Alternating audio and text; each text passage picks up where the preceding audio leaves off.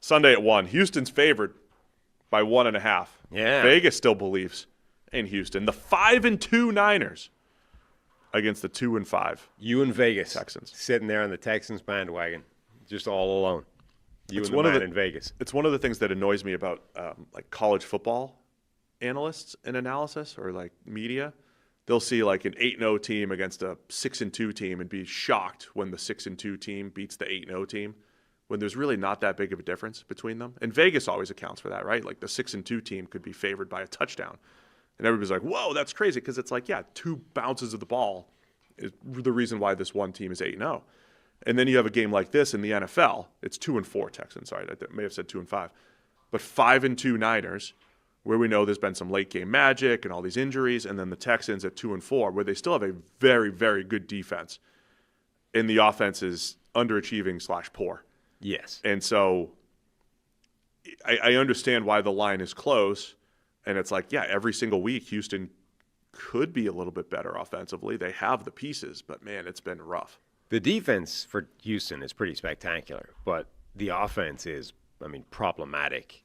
Like, Nico Collins got concussed in that game, right, against Seattle. It's the offensive line is an absolute mess. Now, look, where you back the Texans is you're like, if there's one game this year where they've actually showed up and looked viable on offense, it's against Baltimore, who didn't have any pass rush, and suddenly that fixed everything, right? The 49ers have lost Nick Bosa. Bryce Huff got injured in that last game. They're basically down pass rushers. They don't have any pass rushers. Now, Salah's doing a pretty good job of dialing up blitz and trying to combat that with scheme, but this is it's a pillow fight. You've got a terrible offensive line going up against a team that does not have real impact pass rushers, doesn't have the personnel to get it done. So if you want to construct the case for the Texans, you would say this could be a game where the offensive line is viable, where suddenly C.J. Stroud doesn't have to worry about every single drop back. And even if he's down his top receiver, Stroud is a good enough quarterback to be able to make that work. If they can't hold up in this game, then it's the same old story.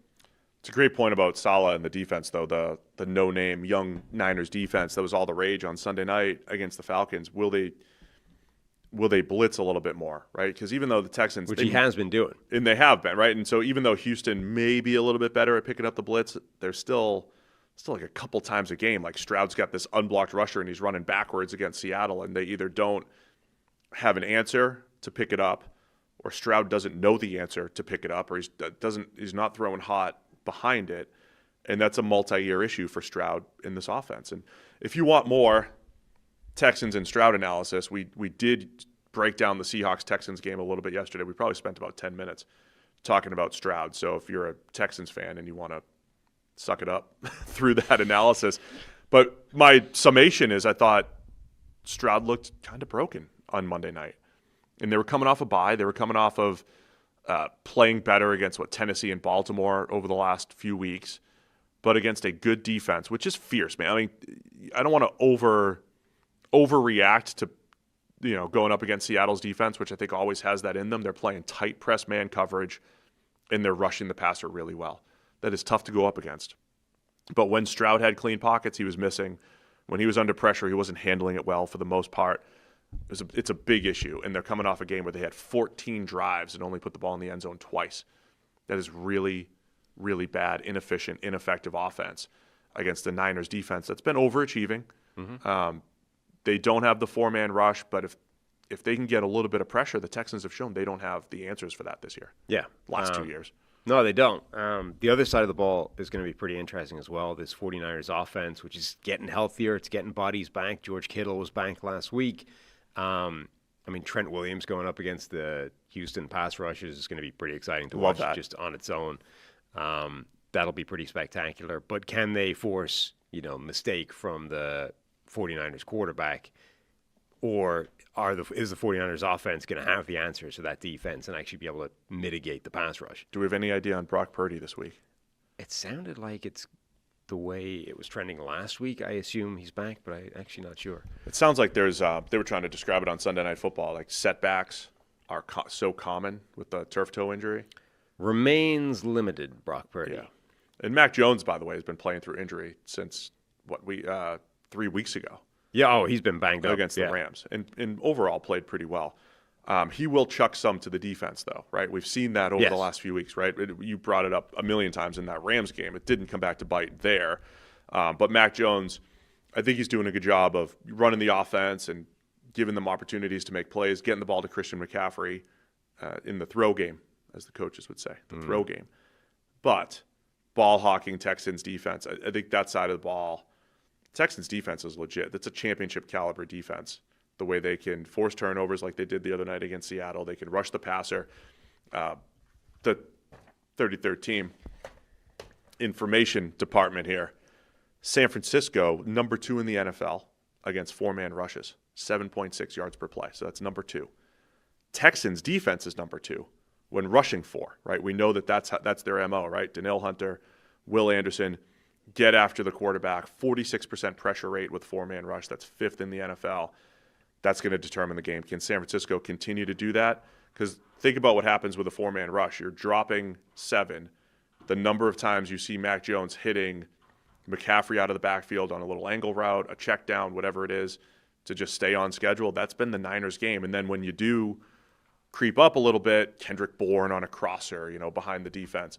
I think the Niners have done a pretty good job running the offense against the 4-man rush there, but not against Houston's 4-man rush. Right. Matt Barrows in The Athletic says it looks very much like Purdy is not going to be playing in this game and may still be a week or two away, and he might not even make the trip in this game, let alone play. Hey guys, real quick, only 40% of our viewers are actually subscribed, so let's change that. Hit that subscribe button, and now let's get back to the action.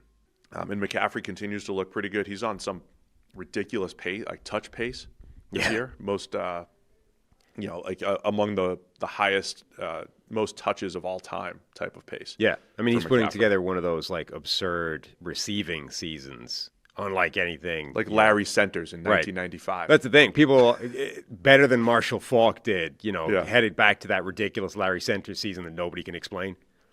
100 catches in 95 for the fullback. For a guy that's technically designated as a fullback. And then you have storyline-wise, Kyle Shanahan, D'Amico Ryans. You get the Niners connections here. No Bobby in this anymore. No Bobby. Didn't get to face his. Has he ever faced Kyle? I don't know that he has. But you just get the Niners connections here with Saleh and Shanahan going up against D'Amico Ryans. I mean, just in terms of targets for this season, you've got Jamar Chase leading the league, Chris Olave second, Jackson Smith-Njigba third, McCaffrey's fourth in targets for any position. Yeah. That's silly. And it's not just out of the backfield. They've used him as a receiver a lot. I mean, it was fun the other night watching Atlanta using Bijan out wide as a receiver, looking like a receiver when they lined him up. And I said when McCaffrey came out, if he was just a slot receiver, he'd be a good player. He'd maybe be a first-round caliber player. So I love seeing that, and that's what the Niners have had to do with a lot of their injuries this year. He's third in receptions. He's eighth in receiving yards at all positions, and obviously his yards after the catch number is way higher than most people's. He's having an absolutely absurd receiving season, regardless of position, and he's still running the ball. And then one thing I wanted to bring up, you and I both got tagged on X by somebody saying he said, I think it's time I admit, this is important, Sam, that Steve and Sam were right. We're correct about the Texans trading up for Will Anderson in 2021. He said, I listened to their reactions and analysis that summer and scoffed because of my bias, but they were right. I would much rather have 3 players. And I'm not bringing that up as a victory lap or anything. I'm actually bringing it up because I responded. I said, I've actually softened on that stance that the one Will Anderson I think has done well for Houston. I'm always of the minds that you'd rather take the 3 players versus the 1. But last year we went through it, and it's like, I don't know. I mean, especially based off the players that you could have taken at that time, I'm not sure if it's I think it's like a 50-50. It's closer to 50-50 right now if I would want to do it again. Because I was expecting Will Anderson to be this good, and when you pair him with Danielle Hunter, I mean, that might be the reason why the Texans at 2-4 are favored, is because they have a fierce 4-man rush that can get after it and change the game. I'd still rather have 3 players. Maybe it affects your depth on the offensive line and where you have some of these holes, but interested to just hear your thoughts on that quickly.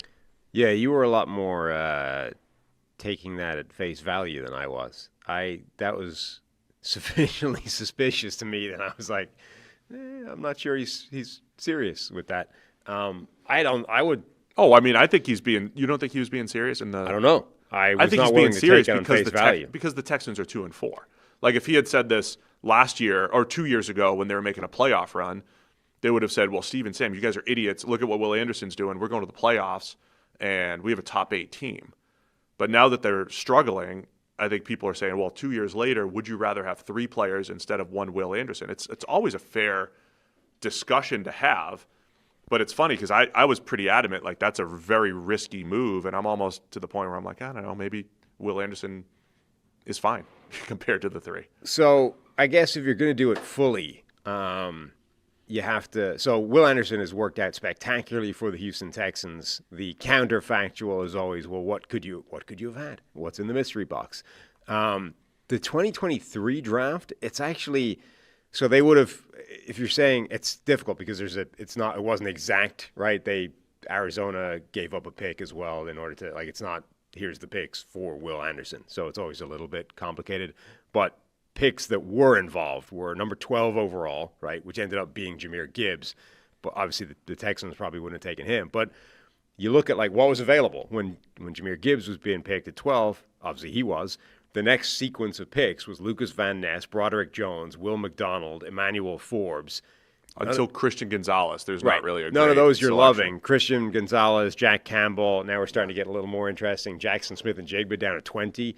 But you're not looking at those and going, well, that's a slam dunk. We definitely want that. Pick number 33 ended up being Will Levis. Again, obviously, you're probably the guy after that would be interesting. Sam Laporta, pick number 34. But again, you're looking down that list, and there's not a whole load of guys leaping out as man, if we'd only gotten this guy. Now you slide down a little bit further, 45, you get Brian Branch. There's obviously players you could have selected that, in the best case scenario that would have made it. If you just picked the players that the Lions picked, right, with those, then you would have been good. But then you also get the following year's first rounder, right? Yeah, that was Robinson.